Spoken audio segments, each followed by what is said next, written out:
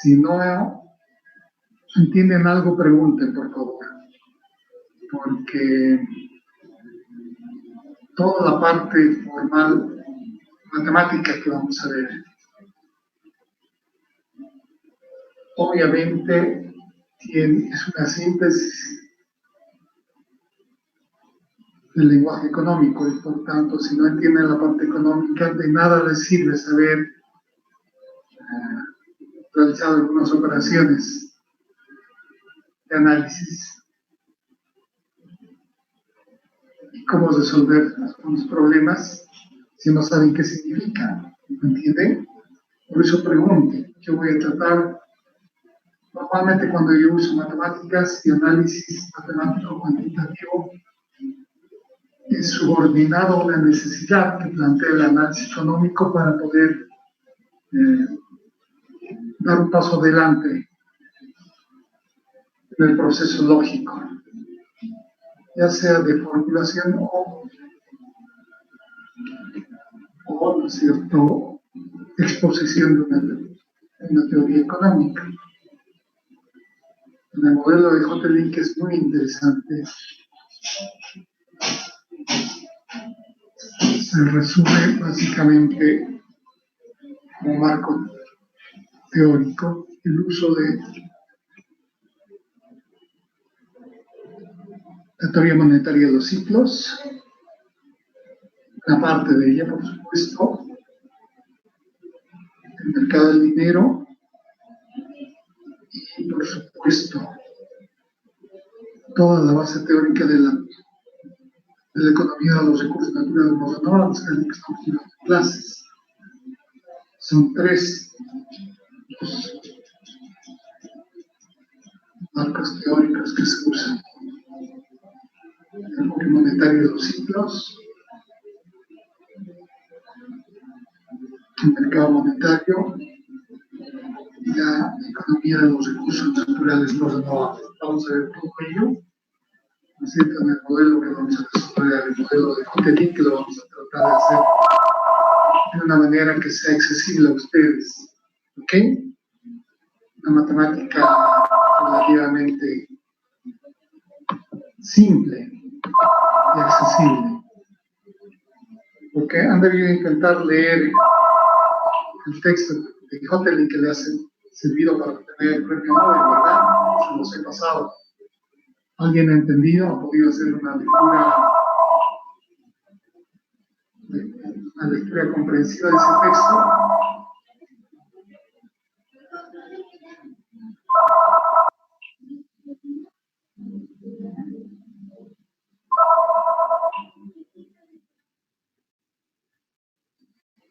Un poquito más fuerte habla José. ¿Verdad que sí? Claro, porque está a un nivel tan alto de abstracción, no solamente en el análisis matemático, sino también en la parte económica, que es difícil, para mí es difícil seguir mucho más para ustedes. Por eso el modelo que vamos a llevar usa análisis matemático, pero en la medida en que lo requiere el análisis económico. Ninguna fórmula, ningún desarrollo, una comprobación, ¿no es cierto?, es solo por el espíritu, ¿no es cierto?, el prurito de la exactitud cuantitativa. Es porque necesitamos, ¿no es cierto?, avanzar en el análisis económico. Claro, aquí ustedes se van a dar cuenta otra de las deficiencias que tenemos en nuestra formación. Les han dado análisis matemático, pero no han aplicado y no han usado, ¿no es cierto?, la teoría económica para aplicar el análisis matemático. Y han visto economía prescindiendo del análisis matemático, entonces hay un divorcio total, ¿verdad? Ahora van a ver la importancia que significa vincular esas dos áreas. El análisis matemático y toda la matemática en general es un lenguaje, es un método que permite sintetizar el conjunto de ideas y teorías. Todo tiene que estar al servicio, ¿no es cierto?, de la elaboración teórica o de la aplicación de la teoría a la realidad. Dos cosas importantes. ¿Ok? No es por el prurito de decir que bueno soy en matemáticas, no. La matemática solo para el economista no sirve. La economía sin análisis matemático nos lleva a abstracciones parciales. El uso del análisis matemático, como vamos a ver ahora, está en función a un discurso económico, una teoría económica, ¿ya? Que es lo que vamos a ver justamente ahora. ¿Ok? Bien, espero que esté todavía fresca en la memoria de ustedes la lectura de Herfindahl. Es una super simplificación del modelo de J. Lipp porque Herfindahl nos lleva al análisis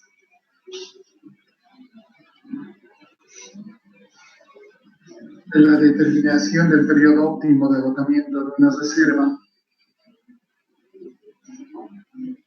y de la tasa de extracción que va a ser posible alcanzar ese agotamiento óptimo de la reserva al ámbito mucho más accesible de la preparación y evaluación de proyectos. Por eso es que yo les insistía que para el control deberían ustedes recordar sus clases de proyectos.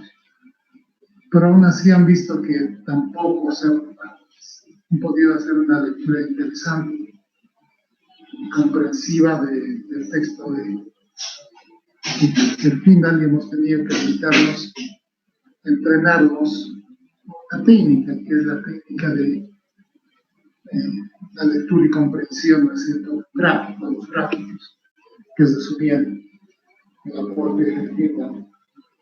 Hoy vamos a dar un paso significativamente más hacia adelante. Y vamos a tener estas tres partes fundamentales del enfoque de los ciclos, la teoría económica de los recursos naturales y por supuesto el mercado monetario. ¿Ya?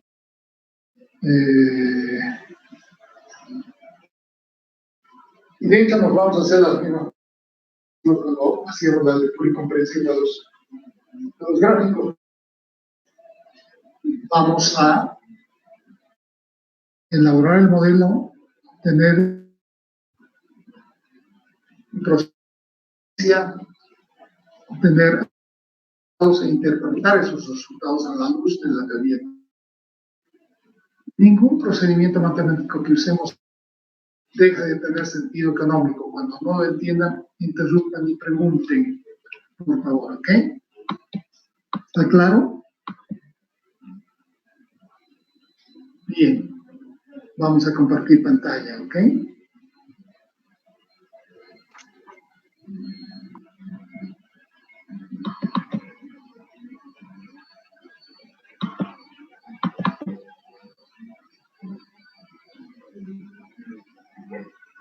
En la literatura económica se conoce esto también como la regla de Hotelini. Y de hecho,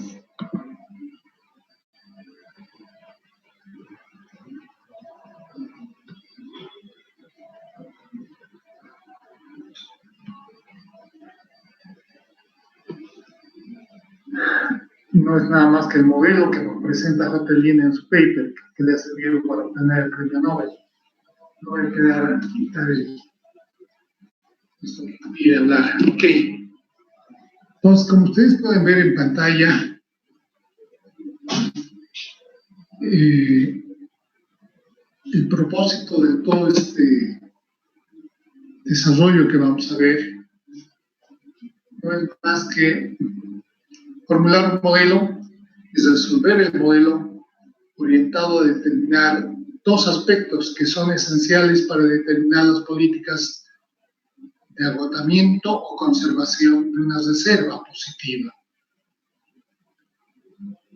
Estos dos problemas que debe resolver el modelo son cuál es el periodo óptimo de agotamiento de la reserva, que lo hemos visto a través de los gráficos. ¿Se acuerdan de Herfindahl? cuál es el periodo óptimo de agotamiento de las reservas. En Herfindahl veíamos que el periodo óptimo de agotamiento de las reservas era aquel en el cual se alcanzaba simultáneamente, recuerden, el precio máximo de sustitución con el agotamiento físico de las reservas. ¿Por qué este era el periodo óptimo de agotamiento de las reservas? Porque en la medida en que se alcancen estas dos metas simultáneamente, precio máximo de sustitución de la materia prima que estamos explotando y agotamiento físico, es decir, terminar con la reserva positiva que estamos explotando, se podía, ¿no es cierto?, alcanzar el objetivo económico último, que es maximizar el BAM de las reservas. Ya tenemos claro el concepto de BAM, ¿verdad? Maximizar el valor actual neto descontado que genera una reserva a lo largo del tiempo. ¿Me están entendiendo lo que acabo de decir, verdad? Valor actual neto, en este caso, no es más que el flujo neto descontado de recursos que genera la explotación de una reserva a lo largo del tiempo. Y para ser comparables esos flujos netos en el tiempo hay que descontarlos y llevarlos a un periodo cero. Ese es el valor actual neto, ¿no es cierto?, de la reserva. Ese es el BAM de la reserva, ¿no es cierto? Eso hemos visto ya. Entonces decíamos que tenemos que resolver dos problemas. El primero es determinar cuál es el periodo óptimo de agotamiento. Esta vez no lo vamos a hacer gráficamente, lo vamos a hacer analíticamente, con análisis matemático y económico. Y segundo, el modelo tiene que resolver un otro problema, que es la determinación del... JLI nos habla de la tasa de extracción, de lo que está refiriendo es el nivel de producción anual. La determinación de aquel nivel de producción anual que me va a permitir alcanzar el agotamiento óptimo de la reserva, ¿no es cierto? Estos dos, por tanto, son los dos problemas que tenemos que resolver con nuestro modelo. ¿De acuerdo? ¿Está claro? Acuérdense de la lectura de Herfindahl, ¿ok? Lo que hemos avanzado y visto para interpretar y hacer una lectura inteligente de los gráficos, ¿se acuerdan, verdad? Participen, por favor, chicos, chicas. Sí, licenciado, se entiende. Me siento tan ausente. Sí, ¿verdad? ¿Se acuerdan, verdad? Bien. Antes de entrar al modelo en sí, que lo vamos a ver de una manera muy simplificada y vamos a ir aproximándonos a la realidad paulatinamente, quiero que discutamos dos conceptos que son importantes, que están también en el texto de Herfindahl, pero no están muy claros. Es el concepto del agotamiento físico versus el concepto del agotamiento económico, que creo que eso sí ha quedado claro para ustedes en su lectura de Herfindahl, ¿verdad? Veamos. No siempre el agotamiento físico de una reserva que se da, como ustedes saben, por el ritmo, ¿no es cierto?, de producción que va agotando una reserva positiva. No siempre el agotamiento físico de una reserva positiva va a ser igual o va a coincidir con el agotamiento económico. ¿Por qué? Porque estamos hablando de dos conceptos distintos. El agotamiento físico de una reserva es aquel que se da cuando parto de una reserva positiva dada por una inversión en el periodo de prospección y exploración, y ese nivel de inversión traducida, ¿no es cierto?, en un volumen de reservas se agota o se acaba con los ritmos de producción anual en un determinado periodo de tiempo. ¿Está claro lo que le estoy diciendo? El agotamiento físico tengo una reserva de X toneladas de oro, tengo una capacidad productiva de tanta producción por año, ¿cuántos años de vida útil me da esa reserva? ¿No es cierto? En otras palabras, físicamente la reserva, dada la capacidad productiva, ¿no es cierto?, de mi empresa, ¿para cuántos años me sirve y me respalda, ¿no es cierto?, un proceso de producción? Ese es el agotamiento físico. La reserva en cuánto tiempo se va a agotar, dada la capacidad productiva instalada en una empresa. ¿Está claro? Este concepto de agotamiento físico no es relevante. Lo que los economistas debemos agarrar es el concepto de agotamiento económico. ¿Qué vamos a entender por agotamiento económico? El agotamiento económico lo vamos a entender y lo vamos a explicar a partir de dos variables, la trayectoria de dos variables. La variable precio, que a lo largo del tiempo tiene una trayectoria dada y definida en el modelo de Hotelling, también el de Herfindahl, ¿cierto? La materia prima tiene una trayectoria en el tiempo dada por el precio inicial multiplicado por una tasa de interés compuesta. Por eso es que la trayectoria de la curva de precios, ¿se acuerdan? Daba una forma de una curva, ¿no es cierto?, exponencial. Entonces, una de las primeras variables que hay que considerar para poder tener claro el concepto de agotamiento económico es cuál es esa trayectoria en el precio del precio, trayectoria en el tiempo del precio inicial. Si esa trayectoria es una curva exponencial, entonces obviamente interesa saber, para llegar al concepto de agotamiento económico, en qué momento la trayectoria a lo largo del tiempo va a alcanzar el precio máximo de sustitución. Habida cuenta que toda materia prima, que es un recurso natural no renovable, como hemos visto ya en clases, tiene un precio máximo de sustitución, que será más alto o más bajo en función a la existencia o no de un sustituto perfecto más barato, ¿verdad? Si una materia prima tiene un sustituto perfecto más barato, su precio máximo de sustitución va a ser bajo. Si una materia prima, como por ejemplo el petróleo,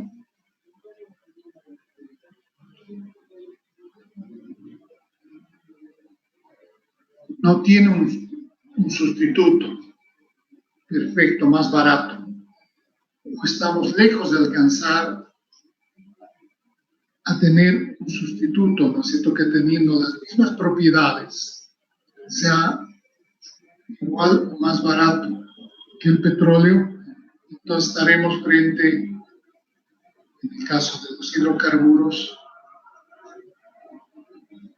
a un recurso natural cuyo precio máximo de sustitución es muy elevado, es muy alto. Mientras no aparezca un producto sustituto perfecto del petróleo, que sea más barato producir que el petróleo, el precio máximo de sustitución del petróleo va a seguir siendo muy elevado. Entonces, la primera variable para entender el concepto de agotamiento económico es saber qué trayectoria sigue el precio inicial a lo largo del tiempo. En nuestro caso, vamos a mantener el supuesto de que el precio inicial se mueve en función a una tasa de interés compuesta. O sea, P sub 0, como se acuerdan ustedes, P sub t, perdón, que refleja la trayectoria del precio a lo largo del tiempo, va a ser igual a P sub 0 por E elevado a y t. ¿Por qué E elevado a y t? Porque es 1 más I elevado a t, ¿no es cierto? Eso ya lo hemos visto cuando veíamos Herfindahl. Por un lado, entonces, debemos ver cuál es la trayectoria que sigue el precio, pero además tenemos que, y eso es lo que se dice en esta primera parte del concepto económico de agotamiento, y dice los recursos no solo van a agotarse a nivel global, ya que conforme a su grado de escasez, conforme se van agotando, la escasez hace que su precio suba hasta generar una tecnología de sustitución. Esto que acabo de leer, que está aquí en pantalla, es en síntesis lo que acabo de explicarles. ¿Está claro? ¿Sí? Muchachos, ¿están en clases? Muchachas.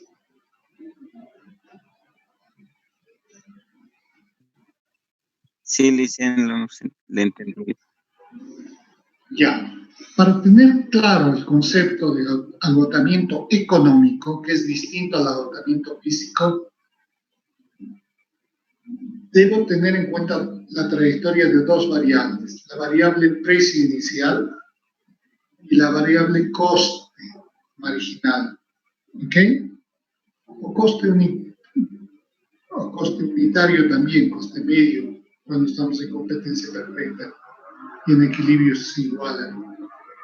Dos variables, la trayectoria del precio inicial y la trayectoria del coste, el coste medio o marginal. Si yo tomo la primera variable, que es el precio inicial, entonces voy a seguir lo que Hotelling nos plantea en su modelo, que el precio inicial se va a mover a lo largo del tiempo en función a una tasa de interés compuesta. En otras palabras,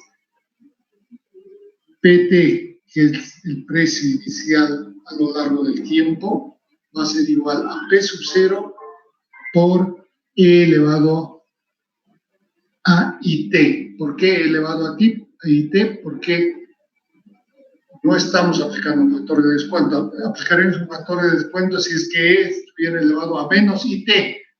Ahora estamos multiplicando por 1 más I, cierre paréntesis, elevado a T.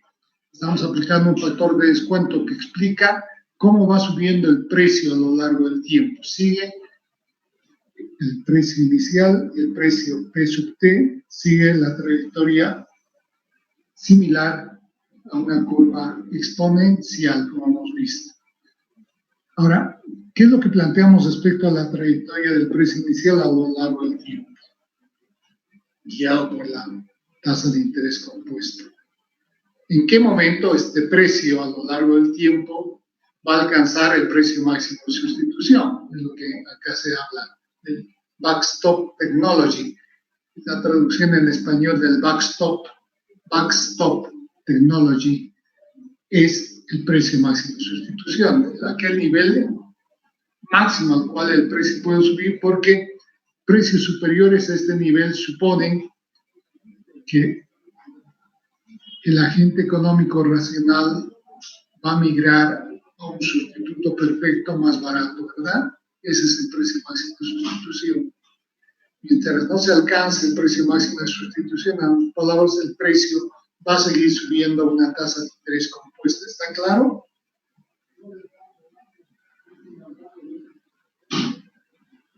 ¿Sí? Ok. Eso es con relación a una de las dos variables. La otra variable es la trayectoria del costo. ¿Y qué es lo que podemos decir respecto al costo? Partimos el modelo de Hotelling, como vamos a ver, hace abstracción de esta realidad. El supuesto de que los costos de producción en minerías siempre van a ser crecientes. Más aún en la medida en que nos aproximemos al agotamiento físico del acero. ¿Por qué los costos deben ser crecientes? Y más aún en la medida en que estemos cerca del agotamiento físico. Los costos van a subir porque se supone que la extracción de una reserva pasa el agente económico va a actuar racionalmente por la explotación primero de las reservas más accesibles o las que estén más cerca de la superficie, ¿verdad? Y si actúa racionalmente, va a explotar primero para maximizar el BAN aquella parte de la reserva que tiene mayor calidad, de mayor ley, para gradualmente ir a la explotación de la menor ley o menor calidad.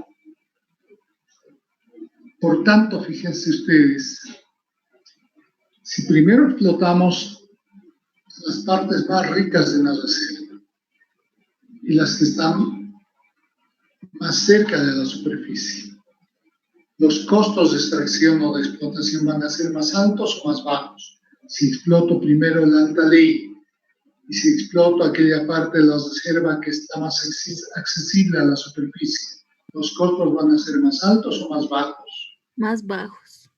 Más bajos, ¿no es cierto? ¿Y qué va a ocurrir en la medida en que vaya profundizando la explotación a áreas y zonas, ¿no es cierto?, de la reserva positiva que están a alturas por debajo del nivel cero, mayores, en profundidad, y en la medida en que vayamos transitando desde la alta ley a la baja ley? ¿Qué va a ocurrir con el costo? El costo va a tender a subir o bajar. A subir. A subir, ¿verdad? Entonces, parece claro que en general es válido este concepto de que el precio,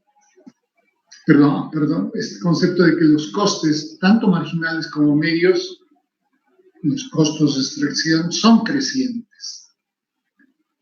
Entonces, dada la explicación de estas dos variables, la trayectoria del precio y la trayectoria del costo, debemos suponer que en función a la pendiente de la curva, ¿no es cierto?, de cada una de estas dos variables, precio y costo, en algún momento estas variables se van a cruzar, ¿verdad? Y se van a cruzar en la medida en que la pendiente de la curva de costo sea mayor que la curva de precios. En ese momento, fíjense ustedes, puede ocurrir que alcance un rendimiento igual a cero. ¿Qué significa esto? Que la explotación de mi recurso, cuando mis costos marginales o medios igualan el precio, eso significa que he llegado al límite de la explotación económica de mi reserva. Si continúo explotando esta reserva, los costos de las unidades adicionales productivas van a ser superiores al precio y por tanto no me conviene. Yo paro y suspendo ahí la producción. Entonces, fíjense ustedes, para hablar y entender el concepto de agotamiento económico es cuando se produce este cruce entre las dos variables, precio y costo. Y puede ocurrir, ¿no es cierto?, que uno agote económicamente una reserva, es decir, alcance el punto en el cual a partir del cual ya la explotación es no rentable sin que necesariamente haya agotado físicamente la reserva. Por tanto, es muy relevante, es muy importante destacar que lo que estamos hablando aquí, de lo que estamos hablando aquí, es de un flujo neto, precio menos costo, ¿verdad? ¿Qué es lo que se refleja en la fórmula del BAN que hemos visto? Un poco mecánicamente, ¿verdad? Y lo que se trata es, obviamente, en el modelo de Hotelling, es cuál es la trayectoria del precio a lo largo del tiempo y del costo, además, unitario a lo largo del tiempo.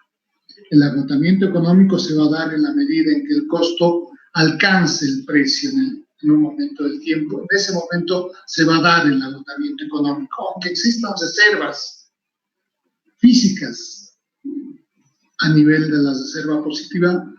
Lo que me dice cuando alcancemos ese punto de intersección es que hasta ahí tenemos reservas económicamente explotables. Lo que queda son reservas no económicas, ¿verdad? Y ahí se produce el agotamiento económico. Vean ustedes que para definir el concepto de agotamiento económico hemos usado dos variables, precio y costo. Y el principio de que estamos frente a una trayectoria del precio creciente, pero también a una trayectoria del costo creciente.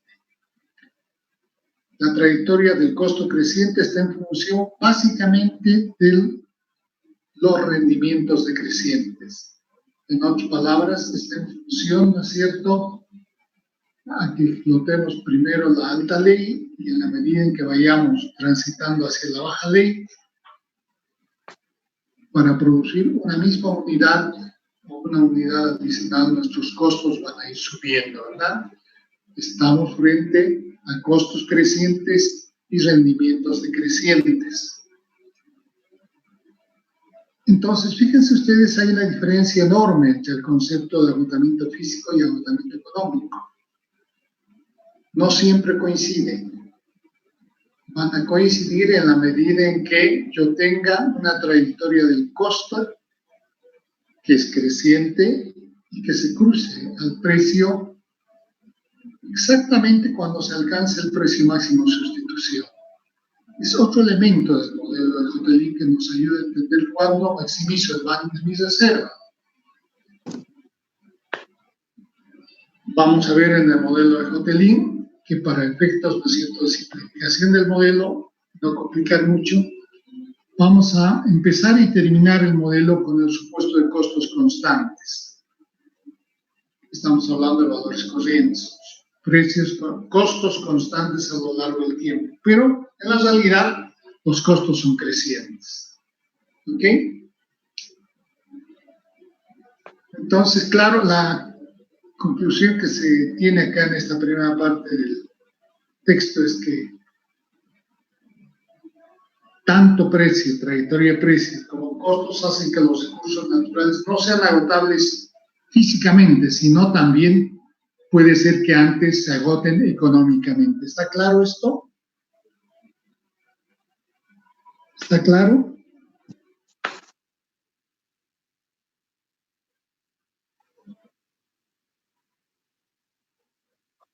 Puede ocurrir. Lo ideal es que el agotamiento económico, ¿no es cierto?, se dé y coincida con el agotamiento físico. Y en ese caso, estoy maximizando el bando de mi reserva, ¿ok? Por tanto, la gestión del empresario que está explotando una reserva es procurar realizar la explotación, la extracción en las condiciones de eficiencia máxima posible, ahorrando la mayor cantidad de costos posibles y contrarrestando el efecto de los rendimientos decrecientes. ¿Cómo se contrarresta el impacto de los rendimientos decrecientes? Esto lo hemos visto con Ricardo, ¿se acuerdan? Introduciendo innovaciones ¿no? Tecnológicas, ¿verdad? ¿Se acuerdan?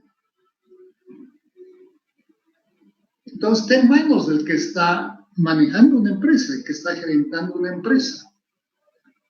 El hecho de que la trayectoria del costo se cruce a la trayectoria de la variable precio, justamente cuando se agota la reserva y se alcanza el precio máximo de sustitución. Cuando eso ocurre, hemos logrado obviamente maximizar el band de la reserva, hemos logrado el objetivo económico, que es lograr el nivel máximo de rentas o regalías, como dice Gerfindal, que me va a generar una determinada reserva a lo largo del tiempo. ¿Está claro? ¿Está claro, muchachos, muchachas?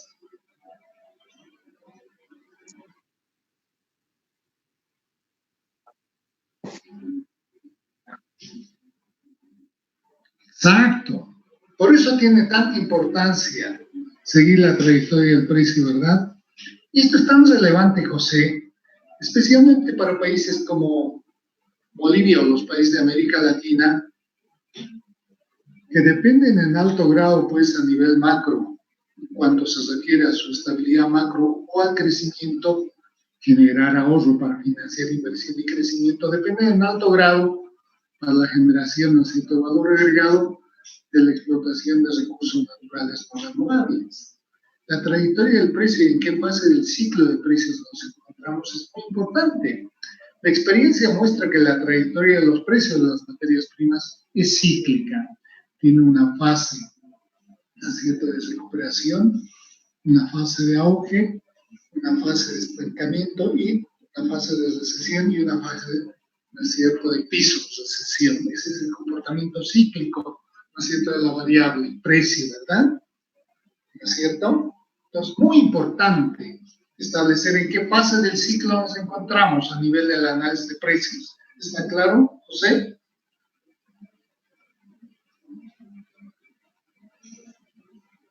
¿Está claro, José?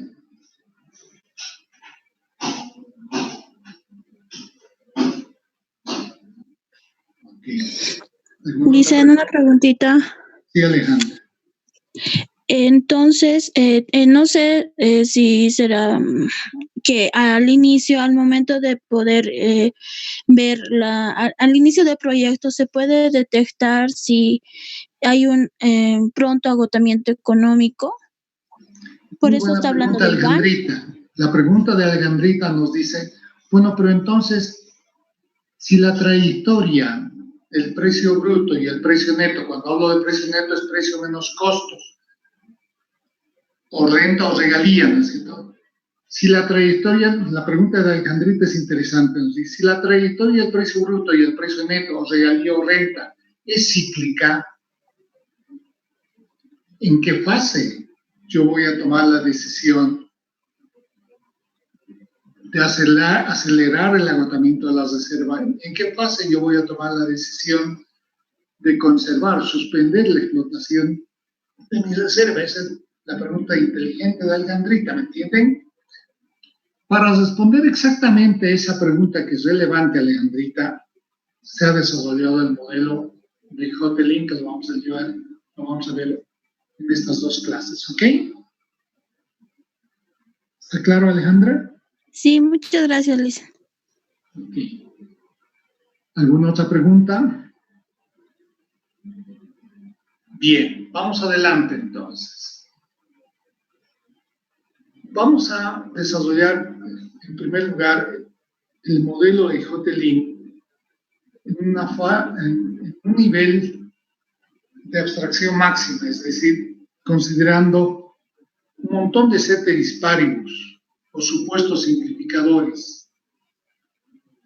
Vamos a trabajar con 4 supuestos simplificadores en el modelo inicial, y lo que vamos a hacer en el transcurso del desarrollo del modelo es levantar estos supuestos simplificadores para aproximarnos, ¿no es cierto?, a la realidad.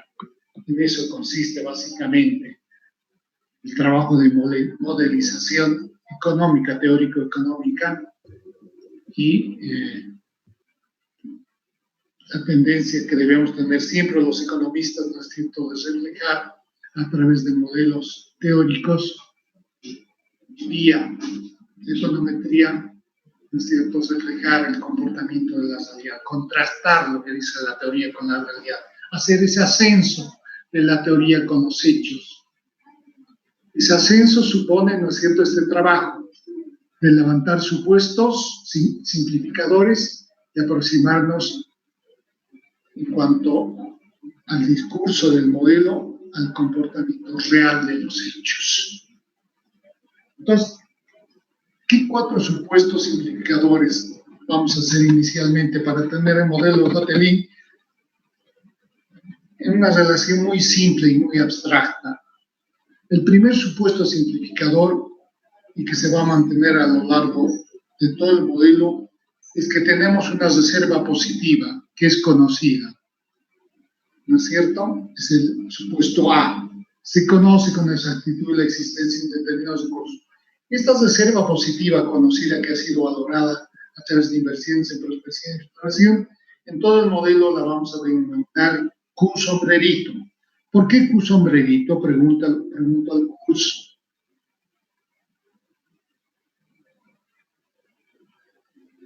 ¿Es una reserva, la cantidad es constante? Claudita, adelante. ¿La cantidad sería constante? Porque estamos hablando, de acuerdo a lo que les he enseñado en clases anteriores, que el concepto económico de reserva positiva es una forma particular de bien de capital, que cuando lo considero constante, cuando pongo la rayita arriba, determino que es constante y no va a cambiar, ¿verdad? Entonces me estoy refiriendo al corto plazo, en el cual K es constante y la reserva positiva también es constante, ¿verdad? Pues esa reserva positiva que es constante me sirve para poder apoyar el proceso de producción minera por un determinado número de años.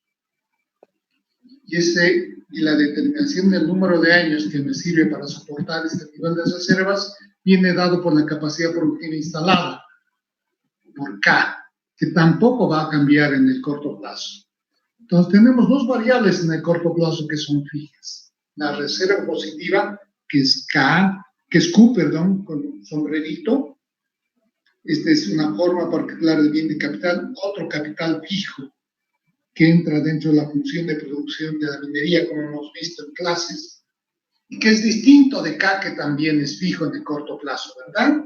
Ambos son fijos en el corto plazo, ¿verdad? Entonces, por eso se conoce con exactitud la existencia de un determinado recurso, Q, que es conocido, ¿no es cierto?, y valorado en sus tres dimensiones, largo, ancho y profundidad, ¿no? Se conoce la reserva positiva, está dada, está determinada.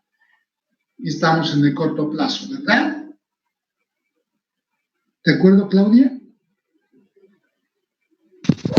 Sí, licenciado. Perfecto. Segundo supuesto simplificador. Entonces, en todo el modelo vamos a trabajar con el supuesto de que tanto K como la reserva positiva están dadas y son fijas, no cambian. Nos interesa el equilibrio en el corto plazo, ¿ok? Está claro este concepto, ¿verdad? Segundo supuesto simplificador. Vamos a recurrir al ceteris paribus para explicitar un supuesto que nos va a ahorrar mucho en el desarrollo analítico, pero que puede ser cuestionable. Vamos a suponer que no hay costos de producción o que los costos de extracción del recurso son nulos, ¿no es cierto? El costo, ¿no es cierto?, es cero, ¿de acuerdo? El coste es cero, no hay coste de producción. Por tanto, el precio bruto, que es P, menos C, que sería el precio neto o renta, el precio es igual a la renta directamente, ¿no es cierto? Como no hay costos de extracción, todo el precio es renta o regalía, ¿verdad? ¿No es cierto? ¿Está entendido esto? ¿Sí o no? Si no, pregunte, por favor. Exactamente, al ingreso bruto y neto, ¿no es cierto?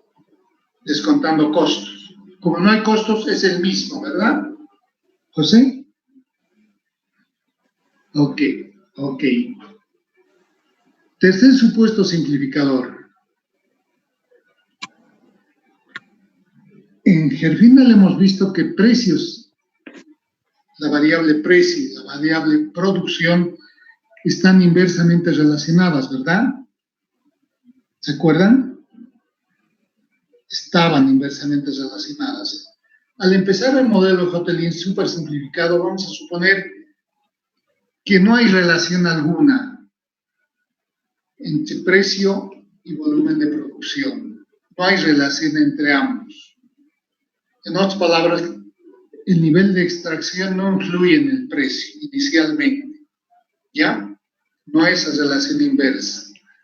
Luego vamos a introducir ese supuesto que sí es importante cuando nos aproximemos a la realidad. Vamos a levantar estos supuestos a realidad, ¿ok? Tercer supuesto simplificador, que espero que esté claro. Cuarto supuesto simplificador, es el que ustedes ya saben. El precio inicial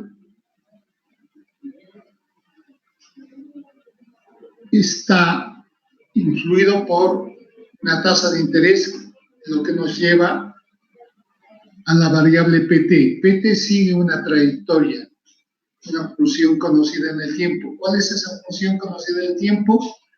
P sub 0 por 1 más I elevado a T, o P sub 0 por E elevado a IT, ¿no es cierto?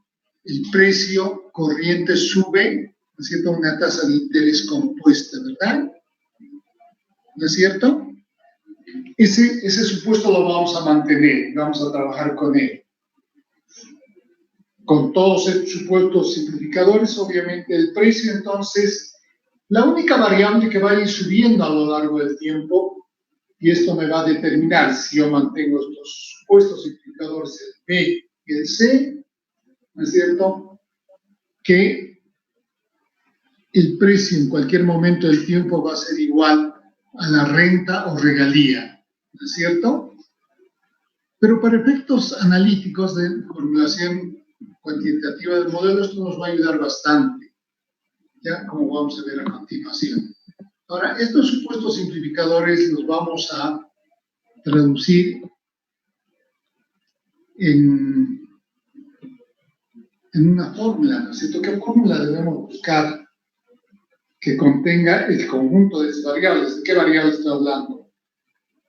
Reserva positiva dada, un sombrerito. Mi anotadora. Reserva positiva dada, un sombrerito, ¿verdad?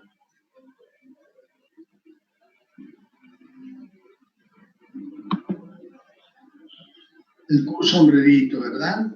Reserva positiva dada, estoy en el corto plazo. ¿Qué otra variable? No hay costos de extracción, costo cero. ¿Qué otra variable? El precio y la producción no están relacionados de una manera ni directa ni indirecta. Por tanto, la producción no influye en el precio. Y la cuarta variable, la única variable que cambia y va subiendo a lo largo del tiempo es el precio. Pero en este caso estamos hablando del precio que es igual a renta o regalía, ¿verdad? Porque no hay costos. Precio menos costo es igual a precio, ¿no es cierto? Pues costo es cero, ¿verdad? Y este precio va a ir subiendo a lo largo del tiempo en función a una tasa de interés compuesta, que eso ya hemos visto cuando veíamos el final. Entonces, ¿cómo podemos definir el BAN de mi reserva? Con una tasa de interés dada en el mercado, ¿no es cierto?, del dinero. Claro, necesitamos, ¿no es cierto?, saber qué tasa de interés vamos a usar para determinar cuál es la trayectoria del precio a lo largo del tiempo, ¿verdad? Eso lo vamos a ver en la siguiente lámina. Aquí tienen ustedes, fíjense. Definamos la fórmula del BAM, ¿de acuerdo? La fórmula del BAM. El BAM, fíjense ustedes, va a ser igual a la sumatoria de qué cosas. En primer lugar, esto por efecto, ¿no es cierto?, algebraico Q tiene que tener sombrerito. ¿Qué es Q sombrerito? Es función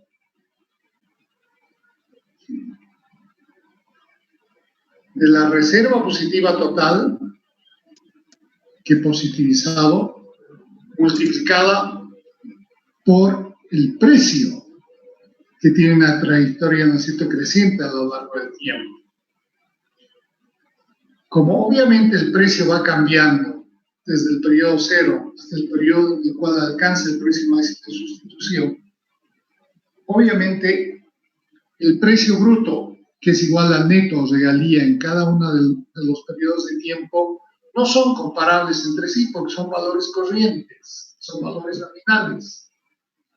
Por tanto, cuando yo multiplico el precio bruto y neto, que es lo mismo, por todas las reservas a lo largo de la vida útil de las reservas, cuando el tiempo empieza en 0 y termina en T, cuando se agota físicamente la reserva, Para hacer posible esta sumatoria, tengo que aplicar un factor de descuento. Y el factor de descuento es el que hemos visto con Gelfingal, ¿se acuerdan? 1 sobre I, 1 sobre 1 más I elevado a T, ¿verdad? Tengo que traer al presente el valor corriente futuro, que va a ir periodo tras periodo incrementando, ¿verdad? Lo debo traer al periodo cero. Para eso aplico este factor de descuento, ¿no es cierto? Por tanto, el BAN no es más que el flujo neto, descontado de recursos, limitado por una determinada cantidad de reservas dadas.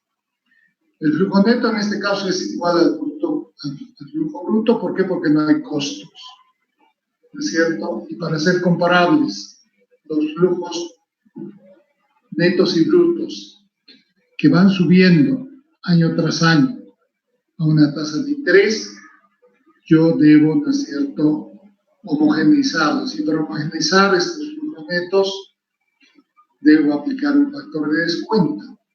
Debo, ¿no es cierto?, dividir todo esto, porque eso me dice que debo dividir todo esto por 1 más I elevado a T, ¿no es cierto? Esto está claro, esto lo hemos visto en Gelfingal, ¿se acuerdan?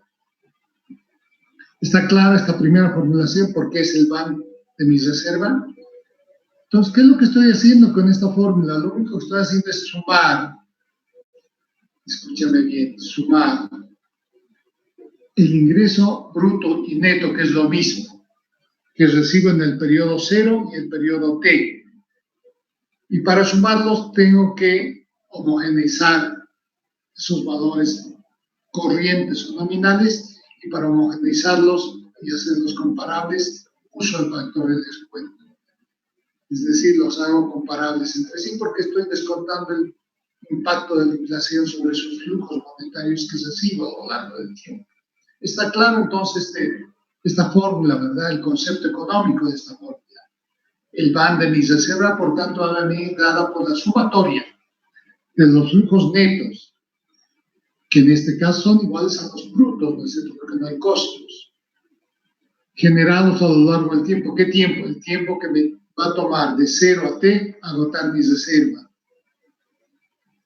Para ser comparables estos flujos netos corrientes, voy a aplicar un factor de descuento, y por tanto esta sumatoria va a ser posible, porque voy a sumar papas con papas y ajíes con ají, pero no sumaría papas con ajíes si es que no aplico el factor de descuento, ¿verdad? ¿No es cierto? Ahora bien, por tanto, el BAN de mi reserva no es más que el resultado de multiplicar la reserva positiva por el precio bruto, que es igual al precio neto, y como tiene una trayectoria a lo largo del tiempo creciente, el precio bruto y el precio neto, o sea, día, debo aplicar un factor de descuento, ¿verdad? Esta es mi expresión número 1, que me gustaría saber si está claro para seguir adelante. ¿De acuerdo? Es sencillo esto, ¿verdad? Está claro esta formulación del BAN de la reserva cuando no hay costos. Sí, licenciado. Está claro, ¿verdad? Es sencillo. Ok. Esta va a ser, perdón.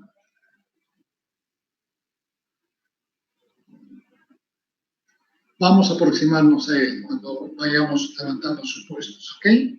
¿Ya? Es muy prematuro todavía, ¿ya? Vamos a llegar al planteamiento de Gelfingal, ¿ok, José? Espérame un momento, ¿ya? Ok. Entonces tenemos esta función que nos refleja el BAN de mi reserva, la sumatoria del flujo neto de recursos que me va a generar a lo largo del tiempo de explotación de mi reserva.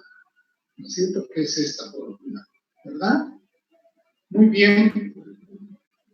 ¿Qué es lo que debo hacer yo? Fíjense ustedes. Esta función, han debido ver estas fórmulas de programación, ¿no es cierto? Si es que llevo esa materia. Yo necesito asegurarme que este flujo neto descontado a lo largo del tiempo sea máximo. ¿Cómo puedo maximizar el BAN de mi reserva?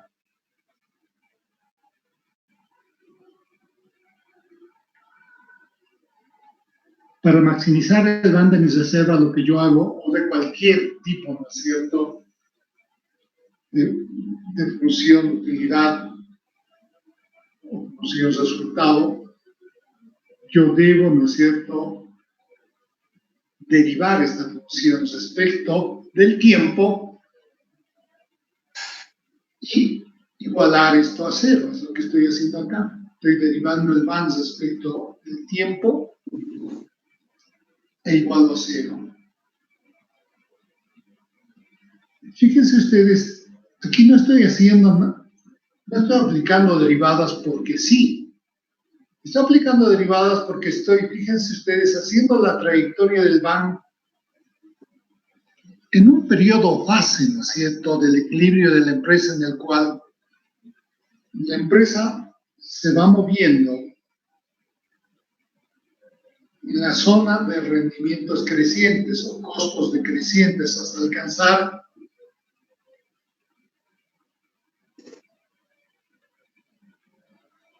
el costo medio mínimo o el punto de la curva de coste medio mínimo, que es donde se da el equilibrio de la empresa, que es donde yo voy a alcanzar justamente esta condición. Voy a seguir incrementando, ¿no es cierto?, en el tiempo la producción y el van hasta que está igual a cero. ¿Ok? ¿Qué se da en el punto de inflexión mínima del coste medio de corto plazo? No se distraigan, pero vale la pena que entiendan el desarrollo analítico, matemático, ¿no es cierto?, de derivar esta función. Lo haremos, es muy sencillo, ¿de acuerdo? ¿Qué variables tenemos acá? ¿Cuál es la variable que está cambiando? T, ¿verdad? ¿Dónde está presente T? ¿Está en Q sobre dígito? No, esto es una constante. ¿Está en la trayectoria del precio? Sí. ¿No es cierto? ¿Está en el factor de descuento? Claro que sí, porque el factor de descuento es función del tiempo. Entonces, claro, esta es una constante. La tasa de interés también está dada en el mercado monetario y T, solamente T es la variable.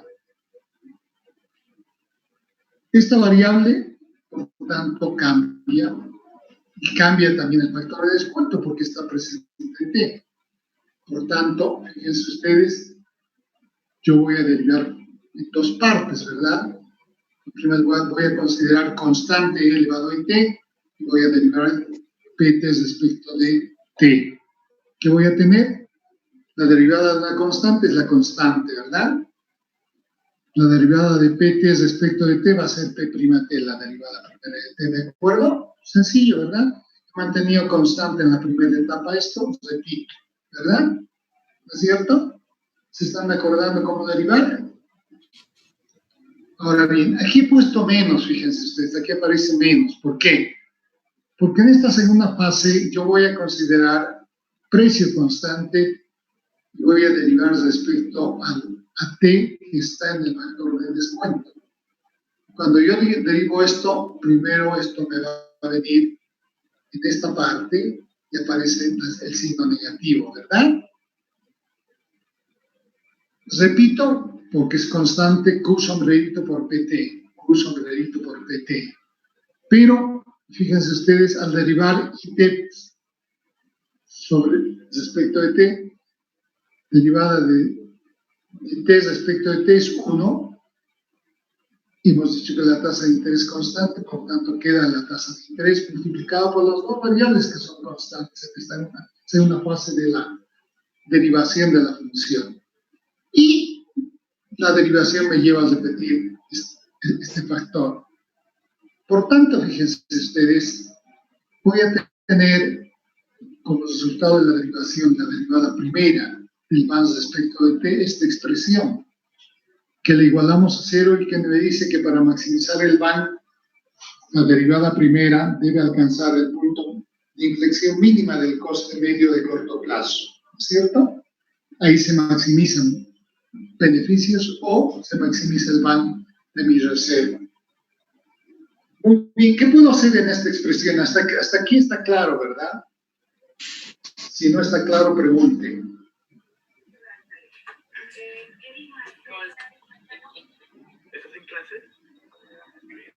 Pregunten sin temor, chicos.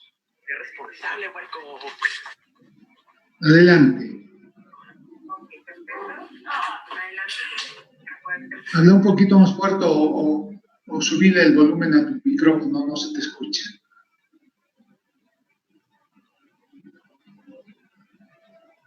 Adelante. Licen, Sí, cuando sí, Melanie. el factor de descuento entonces solo va a bajar, o sea, no va a cambiar en cuanto a la derivada, ¿no? Tengo esa pequeña duda. Estamos derivando respecto a T, ¿no es cierto, Melanie? Sí, licenciado. ¿Dónde está presente la variable? En el precio. En el precio y en el... El precio, ¿no es cierto? Sigue una trayectoria, una función exponencial en el tiempo, ¿verdad? Hasta alcanzar el precio máximo de sustitución, ¿verdad? Sí, licenciado. ¿Verdad? ¿Dónde más tenemos la variable? En el factor de descuento. T es el exponente, ¿no es cierto? Sí, lice. ¿No es verdad? Sí, sí. Ok. Entonces, derivamos en dos fases, ¿no es cierto? Si tenemos en dos variables, la T, en la primera fase, ¿no es cierto? Repetimos lo que queda constante, Q, sombrerito, y L menos IT, y derivamos PT respecto de T, me da P', T, que es la derivada primera de T, ¿no es cierto? Sí, licenciado. En la segunda fase, esto queda como constante y derivo respecto de esto. Al derivar esto viene, ¿no es cierto?, baja, acá, por eso es negativo. La derivada de IT respecto de T va a ser igual a I, ¿no es cierto? Y QPT, que se mantiene constante, por la derivada de I, que es T. Por tanto, tengo concluido la derivación de esta función. Me ha dado esta expresión, ¿verdad? ¿Qué me dice esta expresión? Voy a seguir incrementando la producción de mi reserva hasta el punto en el cual alcance el punto de inflexión mínima en costo de producción, el nivel, ¿no es cierto?, en el cual la curva de coste medio, ¿no es cierto?, llega a su punto de inflexión mínima y a partir de la cual sube, ¿no es cierto? Ese es el nivel en el cual estoy alcanzando la condición de que la derivada primera voy a seguir aumentando la producción al banco en función del tiempo hasta que alcance ese punto, ¿verdad? Entonces, ¿qué hago con esta función? Si es que está claro esto. Simplifico, ¿no es cierto? Dado que es igualado a cero. Despejo lo que está en común. Q está en común. Despejo, cero. ¿Qué otra cosa no está en común? Este factor, el factor de descuento. Entonces, despejo Q, entonces era E elevado a IT. ¿Y qué es lo que me queda? En la primera expresión me va a quedar P', la derivada primera del precio. Y en la segunda expresión me va a quedar I por PT. I por PT, ¿no es cierto? Y esto es igual a cero.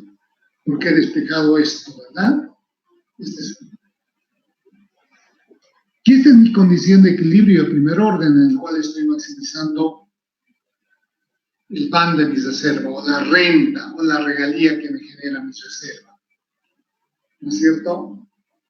Y en la condición de primer orden, la condición de primer orden es que toda función de resultado es que la derivada primera de la función sea igual a cero, que es lo que acabamos de hacer. ¿No es cierto? Me ha dado esta expresión, que por favor hay que tomarle atención, esta expresión, la relación 3 con la que vamos a tomar a lo largo de todo el modelo. Es la condición de equilibrio de primer orden. La condición de equilibrio la obtenemos sacando la derivada segunda, ¿no es cierto?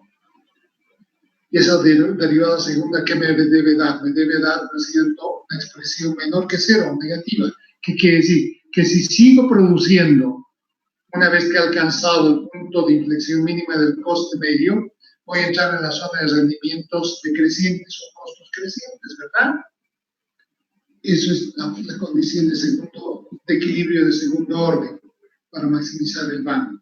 Por tanto, ahora procedo a hacer la derivada segunda del más respecto de T 2 veces, de tal modo que esto sea menor que cero. Esta derivación ya es más fácil, ¿verdad? Porque parto de esta expresión, la derivada segunda de P' T es P segunda de T, ¿no es cierto? Es fácil. Y aquí, obviamente, es una constante, la tasa de interés está dada en el mercado monetario, es dato, repito, y la derivada de PT respecto de T me va a dar P'. La derivada segunda, por tanto, me da esta expresión, que ya no es igual a cero. Como entrada a la zona de rendimientos decrecientes, esto va a ser menor que cero. Y esta es la condición, ¿no es cierto?, de equilibrio de corto plazo que tengo, ¿no es cierto?, que me va a permitir maximizar el van de la reserva. Acá fíjense ustedes,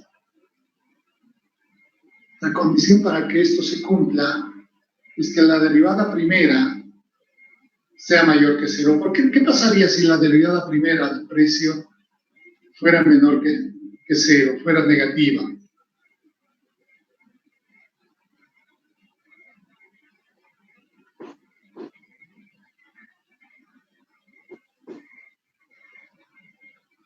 Lo que estamos viendo, obviamente, es que en la medida en que voy aumentando mi nivel de producción, más allá del punto de inflexión mínima del coste, mis costes van a ir subiendo, ¿no es cierto? Y mis rendimientos van a ir bajando. Voy a entrar en la zona de rendimientos decrecientes o costos crecientes. Por tanto, fíjense ustedes, la condición para que esta condición se cumpla, porque si esto va a ser cero, esta expresión no va a ser menor que cero, va a ser mayor que cero, para verlo así matemáticamente, ¿de acuerdo? Y no voy a estar en la zona de rendimientos decrecientes. ¿Estamos de acuerdo? ¿Está claro? Por tanto, P'' tiene que ser mayor que cero para que se mantenga, ¿no es cierto?, esta relación como resta, ¿verdad? Y esto sea menor que cero. Para que sea menor que cero, ¿qué significa? Que esta derivada, cada vez que derivo PT respecto a la misma variable T, el incremento va a ser menos que proporcional y por tanto voy a entrar en la zona de rendimientos decrecientes, ¿no es cierto? O negativos, obviamente, se puede dar esa situación. Vamos a dejar esta expresión a lado, la vamos a retomar más adelante y vamos a trabajar con la expresión número 3, que es la que más nos interesa. ¿Qué tenemos en la expresión número 3? Fíjense ustedes, tenemos las variaciones a lo largo del tiempo del precio y tenemos como dato la vigencia de una tasa de interés del mercado monetario. Tenemos dos variables, fíjense ustedes.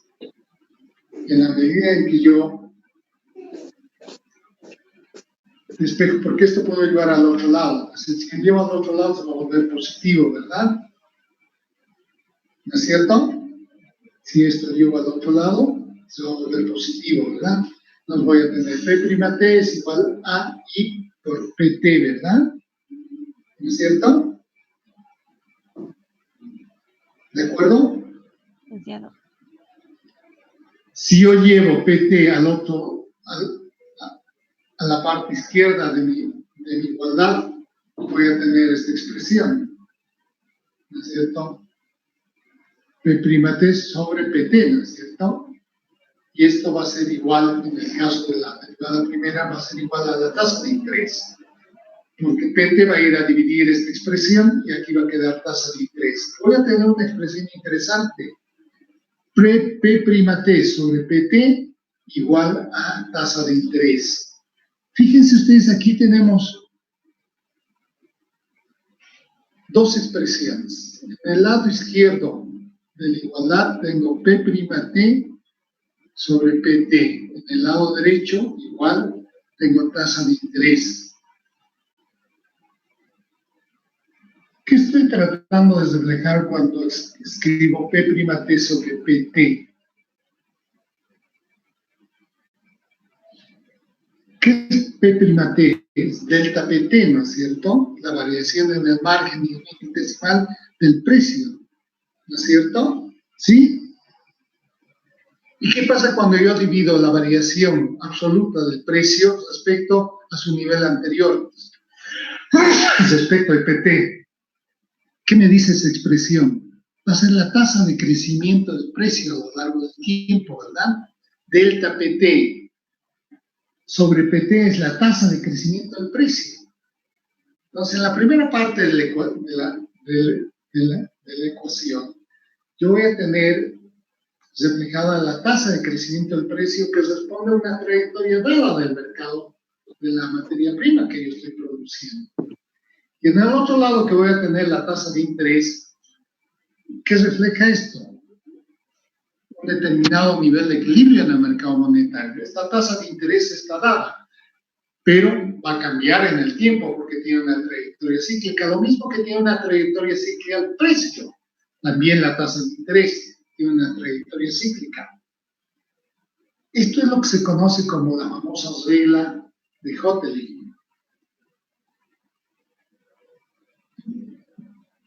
Esto es lo que se conoce como la famosa regla de Hotelling, es lo que justamente acabo de mostrarles, ¿cierto?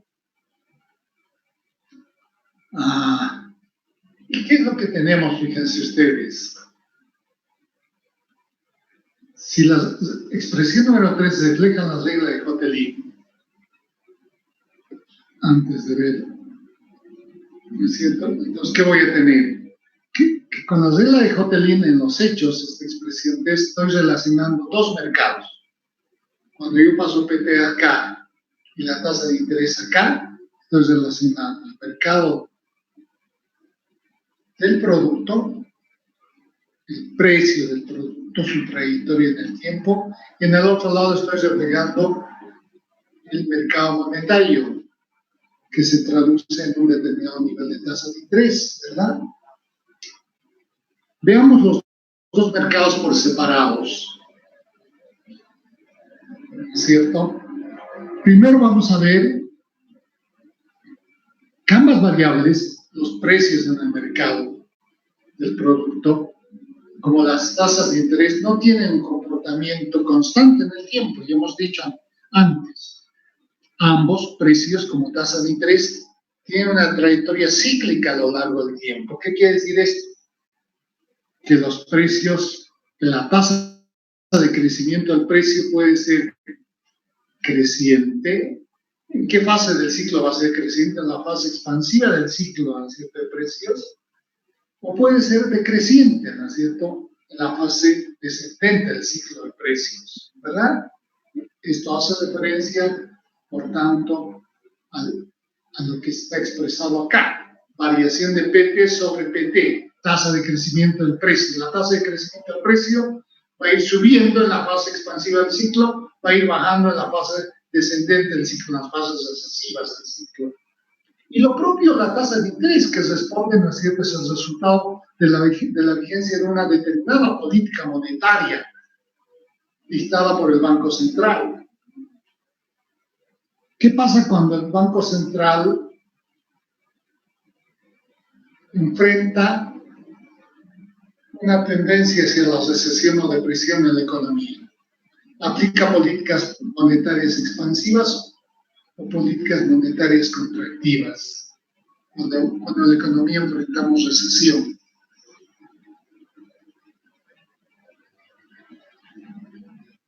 Expansivas. Y como consecuencia de las políticas monetarias expansivas, ¿qué va a pasar con la tasa de interés? ¿Va a subir o va a bajar?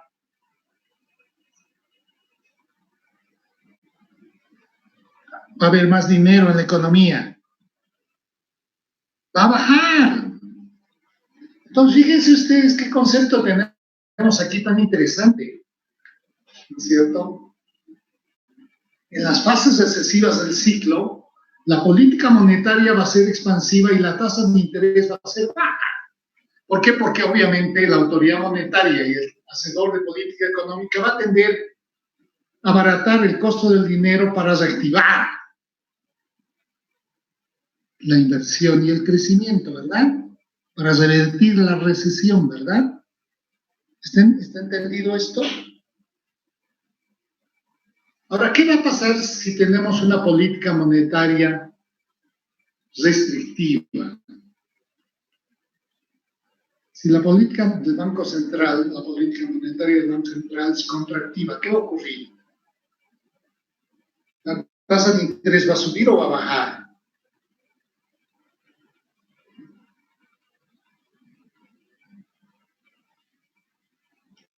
Va a tender a subir. ¿Por qué la autoridad monetaria aplica políticas monetarias contractivas y orienta, ¿no es cierto?, a que el costo de oportunidad del dinero o de préstamo, es decir, del dinero, suba? Porque trata de desalentar las decisiones de inversión y de crecimiento, especialmente cuando la economía en la fase expansiva del ciclo alcanza la plena utilización de la capacidad productiva instalada en una economía. Porque en esa trayectoria se pueden generar presiones inflacionarias de precios, ¿verdad? Si la economía sigue creciendo más allá del punto de plena utilización de la capacidad productiva instalada, lo que vamos a tener es inflación de salarios y de precios, espirales inflacionarias, y por tanto la política monetaria del Banco Central va a ser altamente contractiva y va a tender, ¿no es cierto?, a subir la tasa. ¿Es verdad? Entonces, fíjense ustedes, así como hemos identificado una trayectoria cíclica en el comportamiento del precio del producto, recurso natural, hay también una trayectoria cíclica en el tiempo de la tasa de interés. Y a pesar de que la tasa de interés está dada y determinada en el mercado, esta no es constante en el tiempo, tiene fluctuaciones cíclicas, es decir, en las fases expansivas del ciclo la tasa de interés va a tender a subir y en la fase recesiva del ciclo la tasa de interés va a tender a caer. Entonces, fíjense ustedes, cuando yo relaciono estas dos variables, tasa de crecimiento del precio con relación a la tasa de interés, voy a tener dos situaciones posibles. La primera situación es que la tasa de variación en el precio sea mayor que la tasa de interés. Escúcheme bien lo que le estoy diciendo. Que la tasa de variación en el precio sea mayor que la tasa de interés. ¿Cuándo se va a dar esto? Cuando las tasas de interés producto de una política monetaria del Banco Central sean bajas, ¿no es cierto? Entonces la tasa de crecimiento del precio va a ser mayor que la tasa de interés, ¿verdad? Y en las fases recesivas del ciclo, ¿conviene agotar la reserva o conservar la reserva? Conservarla, porque estoy en una trayectoria, ¿no es cierto?, en la cual, obviamente, si la tasa de variación en el precio es mayor que la tasa de interés, ¿no es cierto? Sí, dime, José.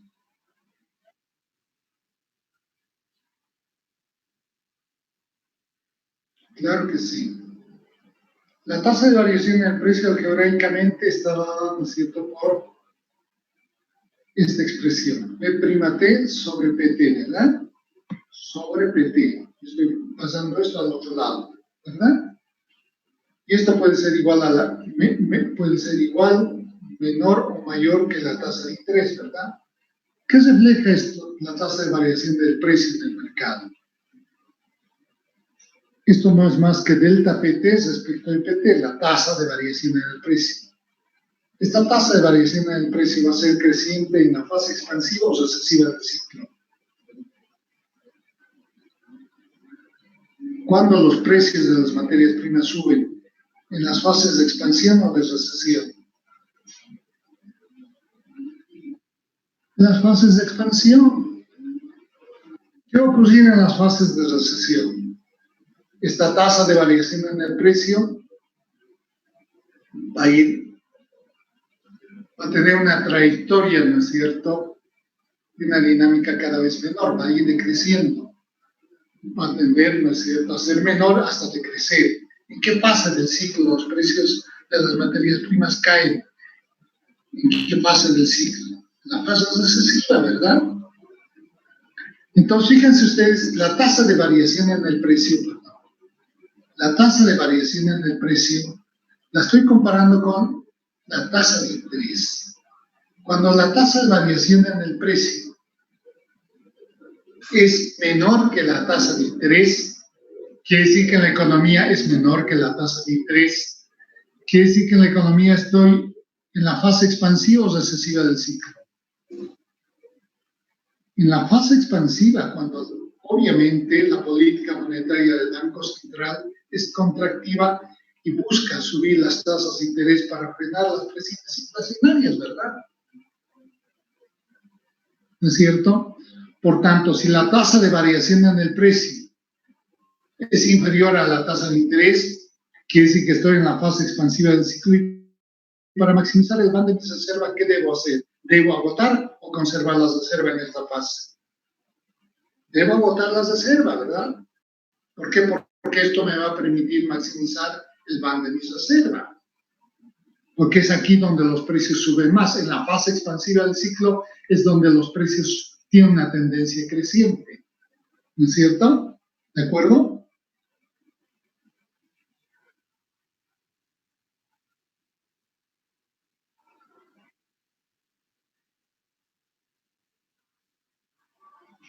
Correcto, correcto. Porque es en la fase expansiva que voy a lograr la mayor renta, la sumatoria más alta de la renta. ¿De acuerdo, José? ¿No es cierto? Perfecto. ¿Qué va a pasar en la fase recesiva? La tasa de variación en el precio va a ser mayor que la tasa de pero va a ser mayor que la tasa de interés. ¿Qué significa esto? Que aunque los precios están tendiendo a caer en la fase recesiva, pueden ser negativos, la tasa de interés cae más rápidamente, ¿no es cierto? Y está en un nivel inferior, porque la tasa de variación del precio es mayor que la tasa de interés. ¿En qué fase del ciclo ocurre esto? En la fase recesiva. En la fase recesiva, cuando tengo para mi materia prima los precios más bajos o caídas profundas en el precio, no voy a llegar a maximizar el band de mis reservas. Por tanto, ¿qué debo hacer cuando la tasa de variación en el precio es mayor que la tasa de interés? Debo conservar mis reservas. Y eso nos lleva a lo que acaba de decir José. Si yo quiero optimizar el band de mis reservas, yo debo agotar mis reservas en las fases expansivas del ciclo y debo conservar mis reservas en las fases recesivas del ciclo. Esta es la forma como se combina el análisis del mercado de una materia prima, el mercado monetario y la teoría del ciclo, ¿me entienden? ¿Está claro, José?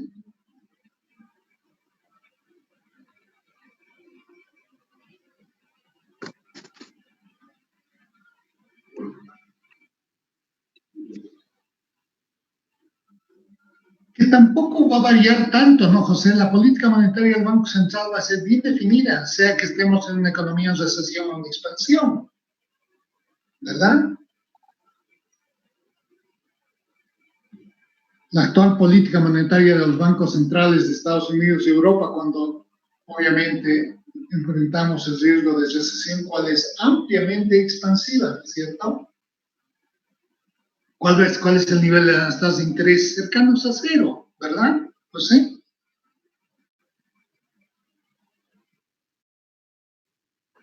Y en estas fases, obviamente, como se ha dado desde el año 2012, la tendencia de los precios es a caer, ¿no es cierto?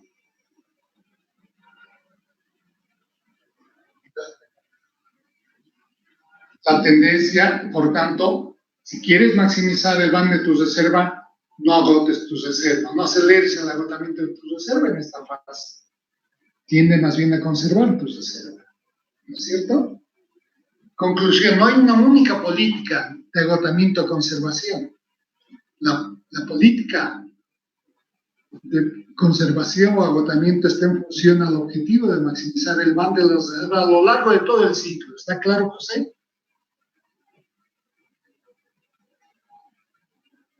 ¿Está claro? ¿Está más claro?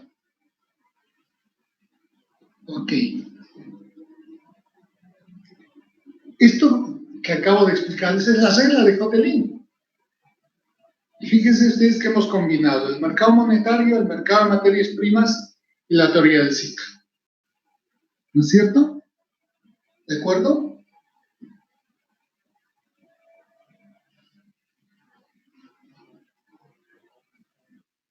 Uh-huh.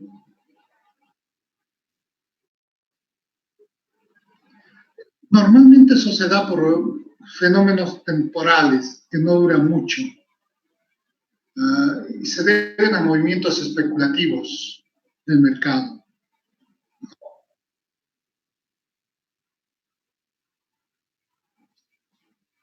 Y que se van a derrumbar porque estamos entrando en una fase recesiva.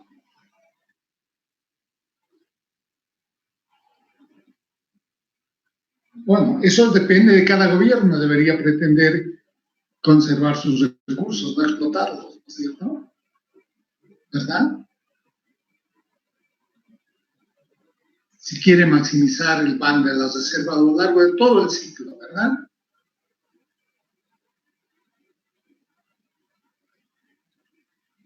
Claro, según la regla de Hotelling, que es la regla válida. Ese es el gran aporte de Hotelling.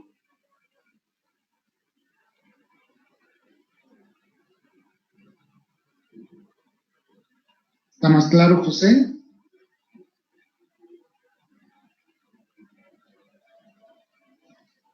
No hay una única política de conservación o agotamiento, está en función a la fase del ciclo en que te encuentres. Es cierto lo que dice José, que puede ocurrir que en una fase recesiva del ciclo industrial del capitalismo ocurran alzas, es cierto, de los precios, pero van a ser alzas temporales, meramente especulativas, y que preceden básicamente a un derrumbe de precios, que es lo que hemos visto en el caso del petróleo, ¿no es cierto?, durante el año 2020, ¿verdad? El precio del 19 volvió a subir en una fase recesiva y con el advenimiento del COVID-19, ¿no es cierto?, se paralizó la economía mundial, cayó tremendamente la demanda por petróleo. ¿Y qué pasó? Se derrumbaron los precios del petróleo, tuvimos precios negativos del petróleo, ¿no es cierto, José? Muchachos, ¿no? Las alzas que tuvimos previas al derrumbe del precio del petróleo fueron básicamente especulativos, financieros, ¿no es cierto? Sí, licenciado. En resumen, la regla de Hotelling nos dice que debemos, bueno, que se tiene que maximizar el valor de nuestro El pan de la reserva a lo largo del tiempo, a lo largo, ¿no es cierto?, de la vida útil de un proyecto minero, ¿no es cierto? Sí, y que la explotación tiene que darse o bien cuando la tasa de interés es mayor a la variación de los precios, eso en el momento presente, explotar más en el momento presente, y explotar más, bueno, o conservar las reservas o explotar en el futuro cuando la tasa de interés sea menor que la variación de los precios. Claro, eso se refleja en lo que ya les he explicado. Que P' sobre PT, si P' sobre PT es menor que la tasa de interés, entonces agoten las reservas. Si P' sobre PT es mayor que la tasa de interés, conserven las reservas, ¿verdad? Apliquen políticas conservacionistas. ¿De acuerdo? ¿Está más claro ahora?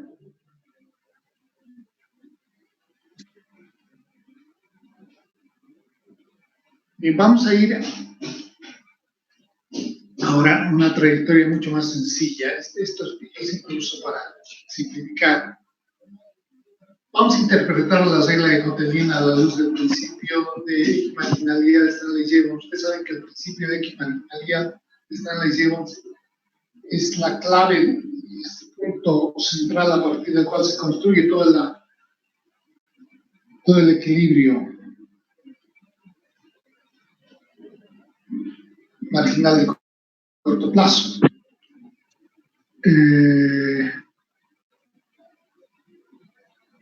¿Qué es lo que dice el principio de marginalidad de Stanley Gibbons? Vamos a poner un ejemplito para que me entiendan. Dice que si yo tengo, por ejemplo, una reserva de mineral con dos usos posibles, ¿cuáles serían los dos usos posibles alternativos? O agoto la reserva o la conservo, ¿verdad? Serían los dos usos alternativos, ¿verdad? El punto de equilibrio, ¿cómo lo encuentro según el principio de equimarginalidad? ¿Cuándo la variación, ¿no es cierto?, de la reserva respecto al tiempo en la fase, ¿no es cierto?, de agotamiento o de conservación es igual. Cuando la tasa, ¿no es cierto?,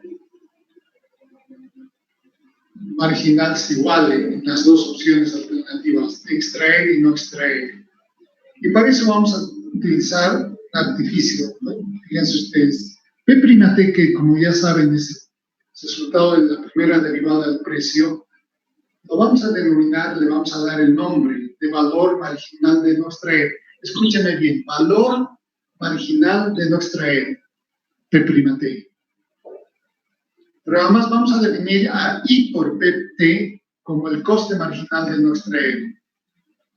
Y en la regla de Hotelin relacionamos ambos factores, ¿no es cierto? ¿Y qué tenemos? Si en un lado tenemos P', y en el otro lado tenemos IPT, esta relación puede ser igual, mayor o menor, ¿no es cierto? Y cuando aplicamos estos conceptos, ¿qué va a pasar cuando el valor marginal de no extraer esto sea mayor que esto? Cuando el valor marginal de no extraer sea mayor que el coste marginal de no extraer. En el margen, cuando el valor de no extraer sea mayor que el coste de no extraer. ¿A qué me lleva lógicamente esto? ¿A extraer o conservar? Si el valor marginal de no extraer es mayor que el coste marginal de no extraer.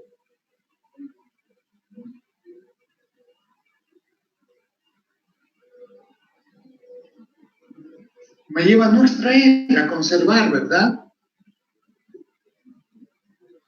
¿No es cierto?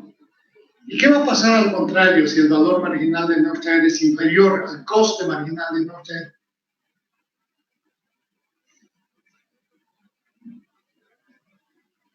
Entonces, debo hacer lo contrario de no extraer, debo agotar la reserva, ¿verdad? Y eso es lo que se dice acá. Cuando el valor marginal de no extraer es superior al coste marginal de no extraer, conviene conservar la reserva. Si el valor marginal de no extraer es menor que el coste marginal de no extraer, conviene agotar la reserva. ¿Qué es lo que hemos visto? Esto recurriendo, ¿no es cierto?, al principio de Stanley Gibbons, que obviamente nos lleva a esa comparación. Tengo una bien, en este caso, la reserva, que tiene dos usos, extraer y no extraer. Y denominamos, necesito damos una denominación a las dos expresiones de la ecuación. De por sí no haya quedado claro esto, vamos a ir a un ejercicio sencillito para tener más claro todo este panorama.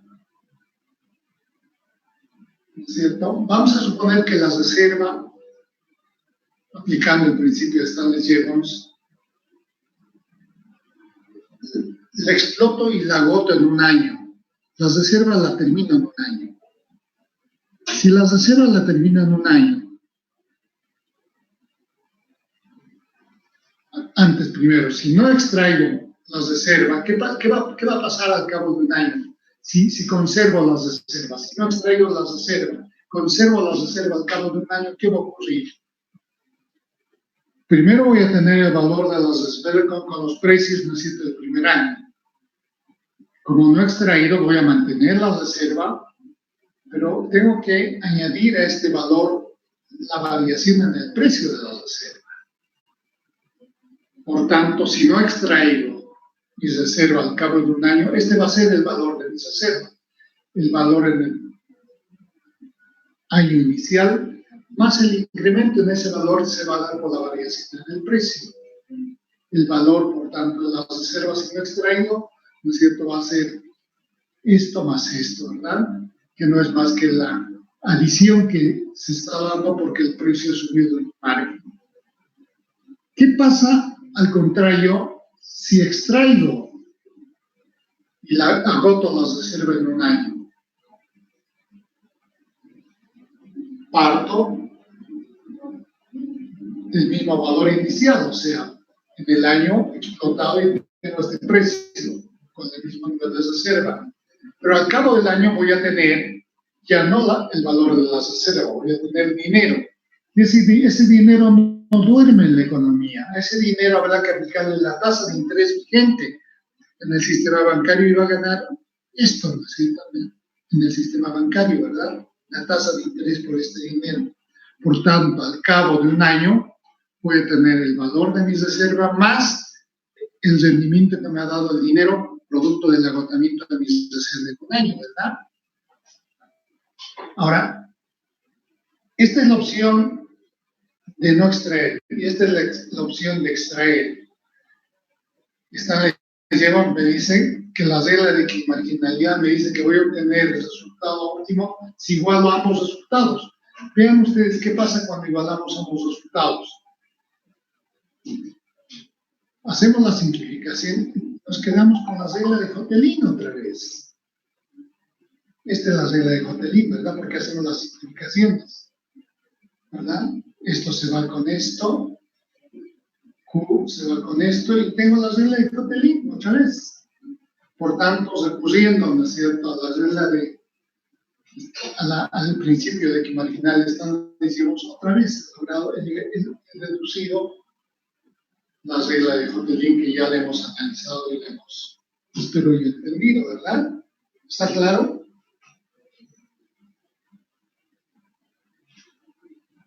¿Qué parte de esto no han entendido?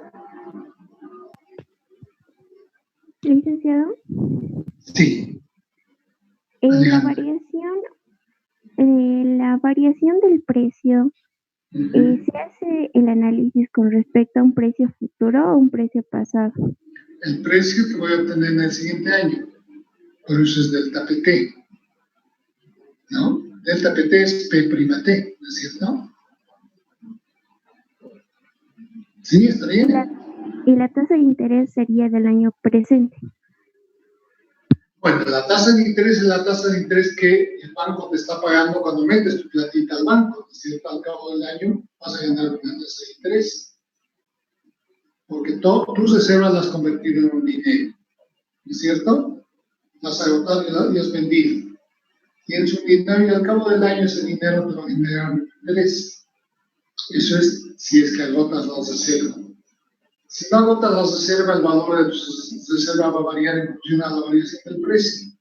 Entonces, ¿qué estás igualando acá? La opción de conservar y la opción de agotar. La opción de agotar, ¿no es cierto? La opción de agotar.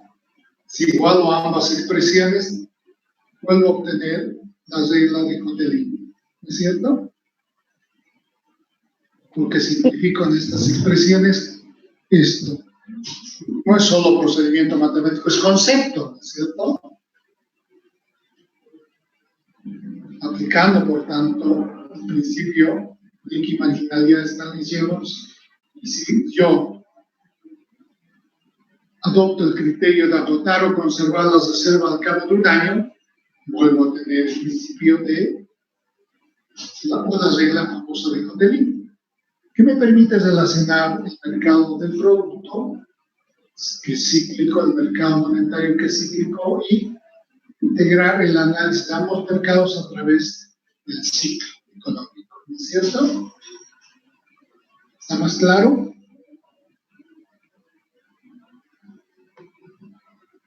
Entonces, la tasa de interés es de este año, pero el precio es algo que esperaría en el futuro.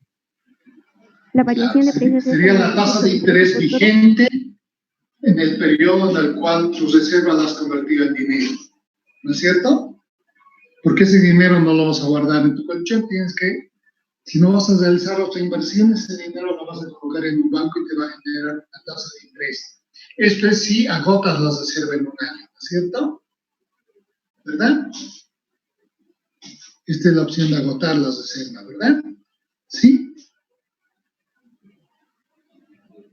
Pero si conservas las reservas, tienes que modificar al cabo del año la variación del valor de las reservas por la variación del precio. Si aplicamos la regla de equimarginalidad de esta ley, llevamos ambas opciones de conservar o agotar, ¿no es cierto?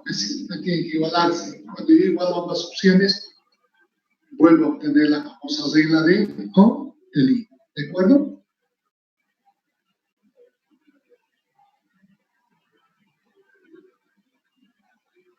No es simple.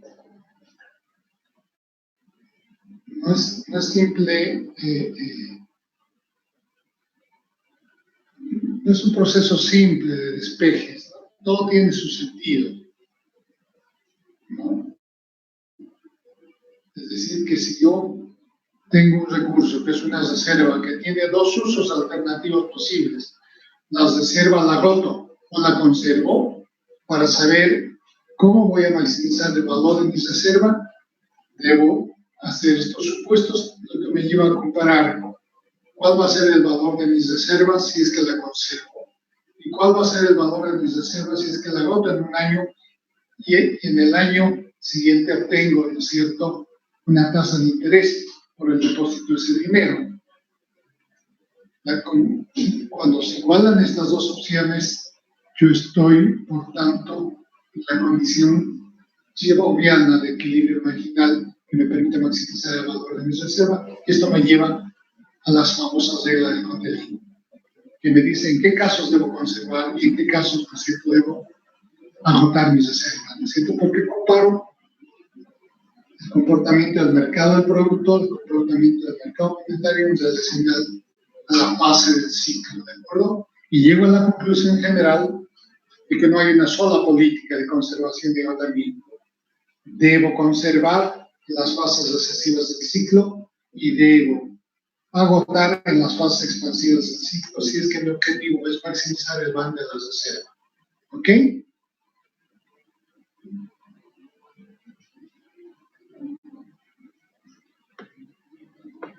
Claro, lo que pasa es que yo podría haberme limitado a ir a la parte, ¿no es cierto?, algebraica. Entonces, ¿de qué sirve hacer ejercicio si no sabes para qué haces este tipo de transformaciones y cambios, verdad? ¿A qué quieres llegar? Siempre el objetivo del modelo de Hotelini es maximizar el band de las reservas, ¿ok?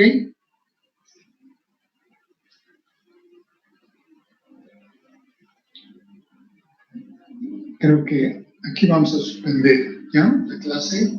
Y en la próxima clase vamos a empezar a aproximarnos a la realidad. ¿Les ha quedado claro, oscuro, nos han confundido más? ¿Qué pasa? Hotelini es fácil, pero estoy tratando de traducirlo en un lenguaje matemático y económico que sea accesible. ¿Lo he logrado o no lo he logrado? Secciones, chicos, chicas.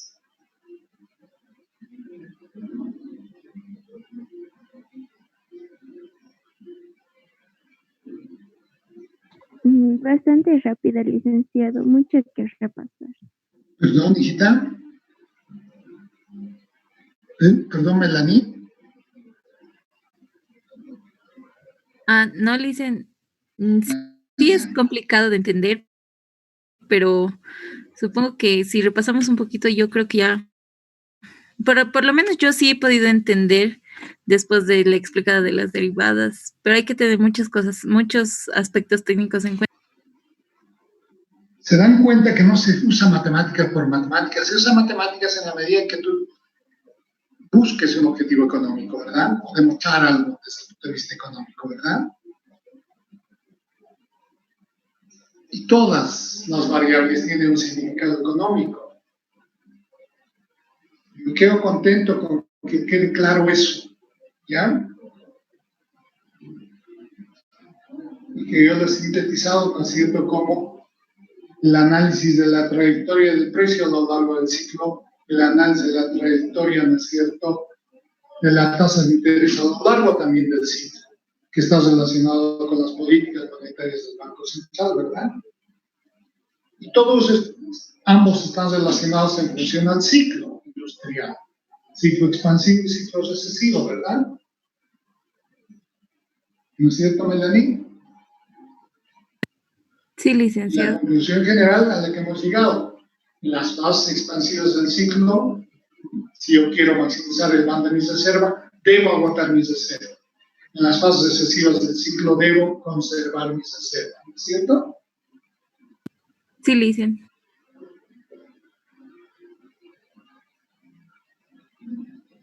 Este es un modelo simplificado. Ahora vamos a ir paso a paso aproximándonos a la realidad, levantando los supuestos simplificadores. Lo vamos a hacer siempre paso por paso, tratando de evitar complicarles la vida. ¿Ya? El primer supuesto que vamos a levantar en la próxima clase, vamos a hacer aparecer costes. ¿Cómo varía el análisis que hemos hecho si aparece la variable costes? Porque hasta ahora hemos trabajado bajo el supuesto simplificador que no es realista, de que se puede explotar un recurso natural sin costes. Eso no es realista, pero ¿qué pasa con costes? ¿Ok? ¿Ya?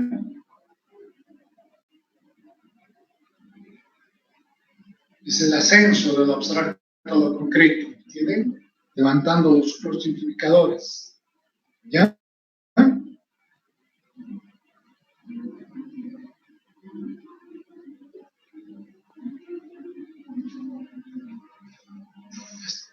¿Está entendido el camino que vamos a seguir para este análisis?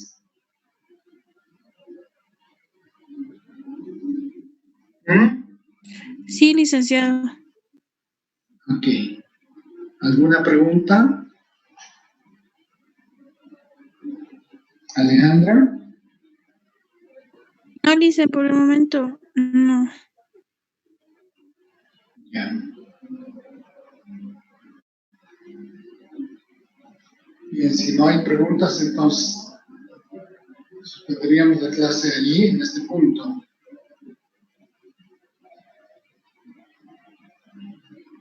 Lo que pasa es que ustedes están acostumbrados a que desarrollen los modelos mostrando la expertise en solucionar derivadas, integrales, ecuaciones en diferencias finitas y logrando obtener los resultados, despejar una variable. Pero no saben lo que están haciendo desde el punto de vista económico, ¿verdad? ¿Para qué están usando qué cosa, ¿no es cierto? Desde el punto de vista económico. La matemática no va por un lado y la economía por otro, ambas van juntas. Y todo tiene un significado económico, ¿verdad?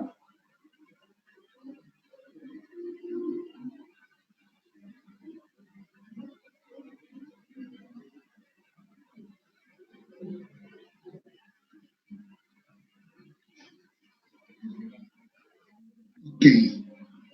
Ok, José.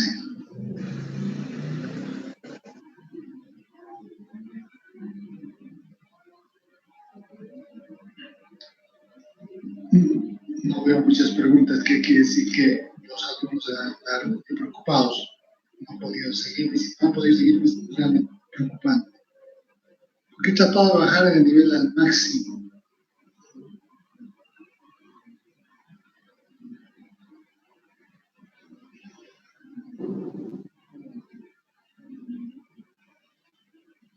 Bien, veremos el día martes.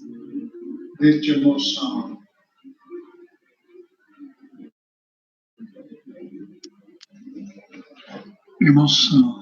postergado, ¿no?, nuestro control, ¿verdad? Sí, licenciado, el día jueves, dijo, el control. Sí. ¿Ok? El martes vamos a terminar el modelo de Hotelín y vamos a echar a preguntas y respuestas, ¿ok? Está bien, Control. gracias. ¿Ya? Ok, gracias a ustedes. Muy bien, Lice. Nos Gracias. vemos. Chao, hasta luego. Gracias, licenciado. Hasta el martes. El martes.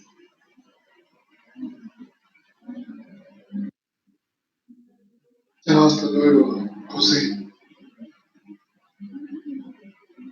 Hasta luego, licenciado.